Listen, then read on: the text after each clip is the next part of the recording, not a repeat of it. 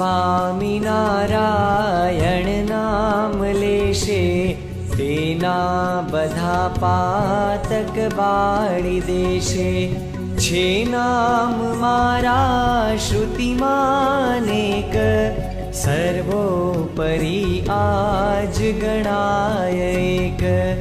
જો સ્વામિનારાયણ એક વાર રટે બીજા નામ રટ્યા હજાર.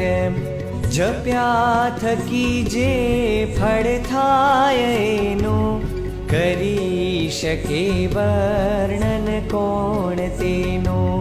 ષડક્ષરી મંત્ર મહાસમર્થ જેથી થશે સિદ્ધ સમસ્ત અર્થ. સુખી કરે સંકટ સર્વ કાપે અંતે વળી અક્ષરધામ આપે. ગાયત્રીથી લક્ષ ગુણો વિશેષ જાણે જ જેનો મહિમા મહેશ. જ્યાં જ્યાં મહામુક્ત જનો વસાય આ કાળમાં તો જપ એ જ થાય. જો અંતકાળે શ્રવણે સુણાય પાપી ઘણો તે પણ મોક્ષ થાય. તે મંત્રથી ભૂત પિશાચ ભાગે તે મંત્રથી તો સદબુદ્ધિ જાગે.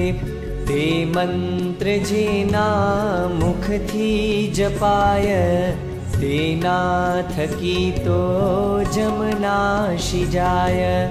શ્રી સ્વામિનારાયણ જે કહેશે ભાવે કુભાવે પણ મુક્તિ લેશે.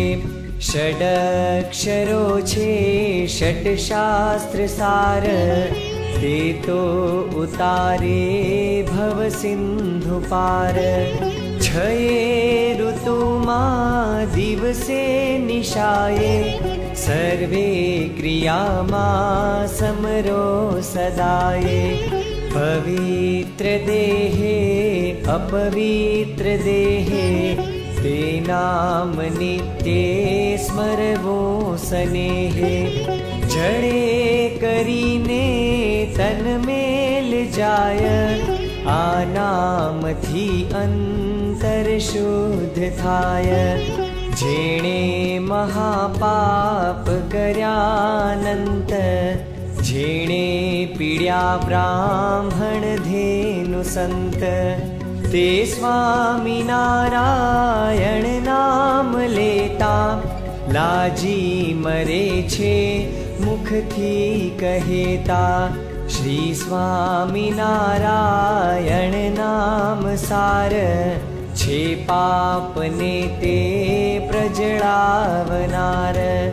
પાપી ઘણું અંતર હોય જેનું બળ્યા વિના કેમ રહે જ તેનું.